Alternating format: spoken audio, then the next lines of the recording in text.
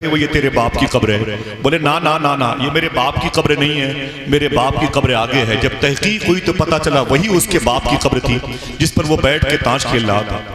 इस बेहंगम फिजा में ऐसे लोग पाए जाते हैं जो अपनी माँ की कब्र तक अपनी मोहब्बतों का खिराज पेश करते हैं। ये सरकार महबूब इलाही की ज़ात है जो अल्लाह के नबी सल्लल्लाहु अलैहि वसल्लम की मुबारक दुआओं की गोद में परवरिश पाने वाले हैं। किसी ने कहा था दिल्ली में बारिश नहीं हो रही है, तो सरकार महबूब इलाही ने फरमाया था अभी बारिश होगी। आप अंदर तशरीफ ले गए और जब बाहर आए तो आपके हाथ में एक धागा था। आपने उस धागे को अपने हाथों में लेके दुआ मांगी, ऐ मेरे मौला इस धागे के सदक़े में दिल्ली में बारिश होनी चाहिए। दिल्ली का बादशाह दुआ करता है, दिल्ली में इतनी बारिश हुई कि दिल्ली जलथल हो गई, दिल्ली लबालब हो गई। तो किसी ने पूछा था ऐ महबूब इलाही इतने सालों से दुआएं हम मांगते हैं कबूल नहीं होती है, आपने क्या कह दिया कि अल्लाह ने बारिश बरसाई है? तो सरकार महबूब इलाही ने फरमाया मैंने अल्लाह की बारगाह में अपनी माँ के दुपट्टे के एक धागे को वसीला बना के पेश किया था। सुभान अल्लाह। इतनी बड़ी नेमतें होती हैं, इतने बड़े इनामात होते हैं। आज मोहतरम फ़हीम इरफान साहब ने अपनी माँ की रज़ा के लिए, अपनी माँ की खुशनुदी के लिए, अपनी माँ के तस्कीन कल्ब के लिए, अपनी माँ की रूह की ठंडक के लिए, अपनी माँ के रूह के मुबारक मकाम के स्टेटस को और बुलंद करने के लिए एक मुबारक ख्वाब देखा। उस ख्वाब की ताबीर भी 3 साल के बाद एक मजलिस नूर की सूरत में नज़र आ रही है। हज़रात माँ होती है, इसका एहसास उस वक्त होगा जब आपकी माएँ नहीं होंगी। दिल्ली के शायर ने कहा था कि ऐ ज़िया माँ बाप के साए की ना कदरी न कर, ऐ ज़िया माँ बाप के साए की ना कदरी न कर, धूप काटेगी बहुत जब ये शजर गिर जाएगा, धूप काटेगी बहुत जब ये शजर गिर जाएगा।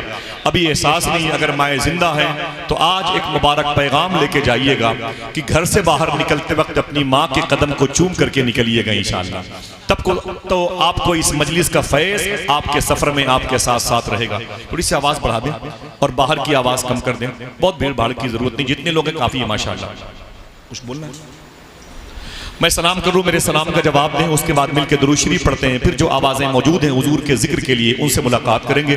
अस्सलामु अलैकुम व रहमतुल्लाहि व बरकातुहू। वालेकुम अस्सलाम व रहमतुल्लाहि व बरकातुहू। जितने मेरे दोस्त दाएं बाएं टहल रहे हैं, मैं तमामी अपने दोस्तों से गुजारिश करूँगा, अपने मोहसिनीन से गुजारिश करूँगा जिनका ताल्लुक़ क़ल्बी व रूही व जिस्मी व फ़िक्री मोहतरम फ़हीम भाई से है, अपने इस मुबारक बेल्ट के कायद से है, तो मैं चाहूँगा कि वो ज़मीन पर बैठें। इस ज़मीन को ज़मीन न समझें बल्कि ये आसमान से ज़्यादा बुलंद है, क्योंकि इस ज़मीन पर मदीने वाले का जिक्र होने वाला है।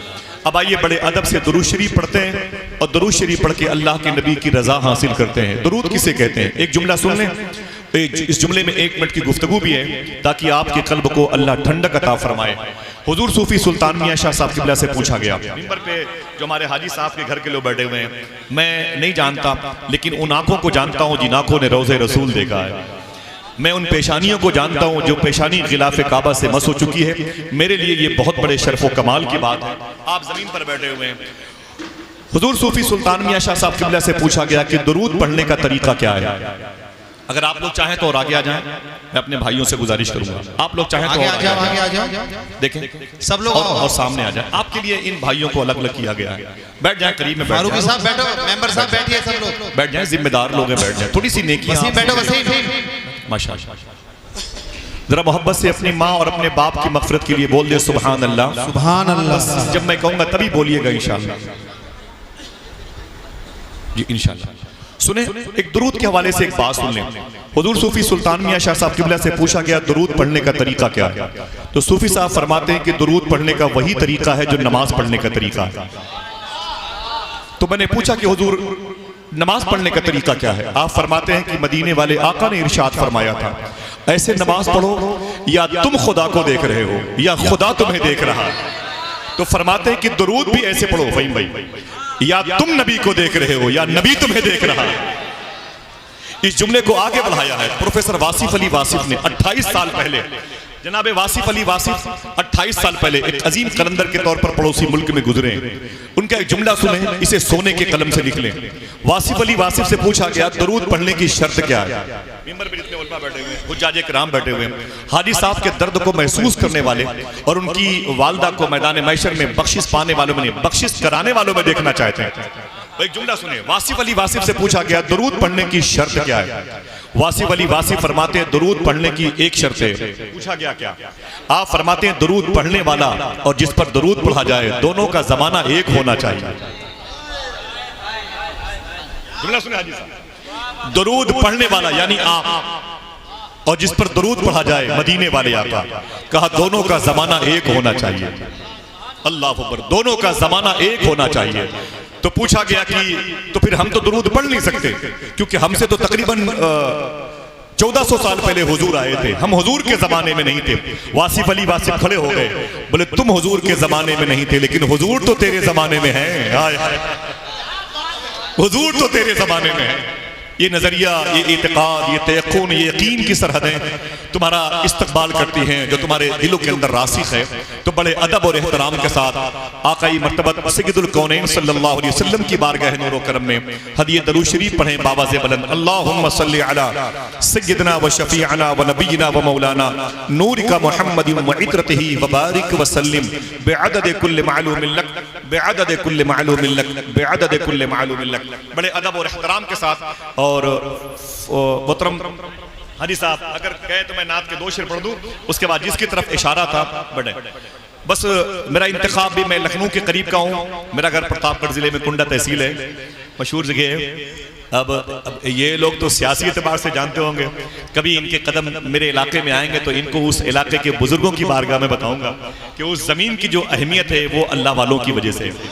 मैं नात के 2-3 शेर पढ़ता हूँ। हुजूर का कैरेक्टर, हुजूर का किरदार, इस्लाम असल में क्या है। आप नूह और मेवात को भूल जाएंगे, आप इख्तलाफात को भूल जाएंगे, इंतशार को भूल जाएंगे अगर आपके दिल में हुजूर का कैरेक्टर, हुजूर की जात, हुजूर की सीरत, हुजूर का आईन, हुजूर का आर्टिकल बैठ गया तो।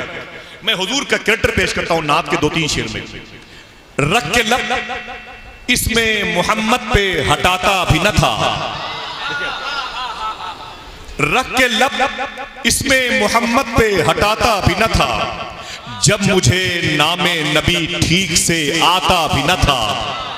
3 घंटे अगर हुजूर का इखलाक बयान किया जाए और फिर ये शेर पढ़ दिया जाए तो ये शेर तराजू के पल्ले पर बराबर रहेगा।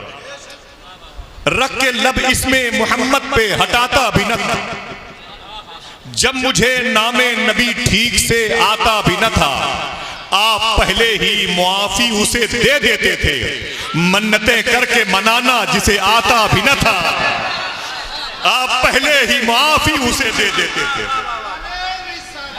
सुभान अल्लाह। आपको खुश होना चाहिए कि आपके इलाके के कायद, आपके विधायक भी हुजूर की इस पाकीज़ा इखलाक़ करीमाना की कुर्सियों को महसूस करके नारे लगा रहे हैं। आप भी इसका जवाब दे, जरा हाथों को उठा के बोल दें या रसूल अल्लाह।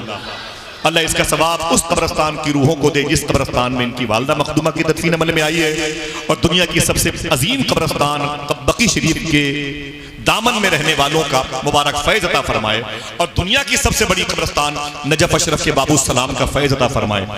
जरा अगर एक शेर बाकी है, कोई एक आदमी कह दे सुभान अल्लाह तो पढ़ दो। रख के लब इसमें मोहम्मद पे हटाता भी न था, जब मुझे नामे नबी ठीक से आता भी न था। आप पहले ही मुआफी उसे दे देते थे, मन्नतें करके मनाना जिसे आता भी न था।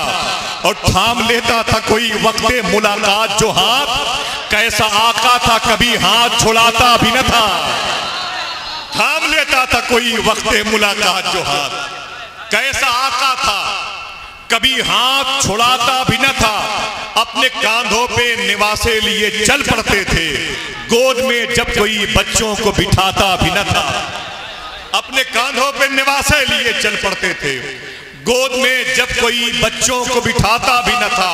और आप उतरते थे फरिश्तों के हुजूम, बादशाह ऐसा था दरबार सजाता भी न था। आप उतरते थे फरिश्तों के हुजूम, बादशाह ऐसा था दरबार सजाता भी न था। हुजूर का जिक्र अगर बैठ के सुनेंगे तो खड़े होने वाले आपके लिए दुआएं करेंगे। मैं गुजारिश करूंगा हाजी साहब ने जिस नाम की तरफ इशारा किया है वो नाते मुस्तफ़ा के लिए चंद अशार के लिए माइक पे तशरीफ लाएं।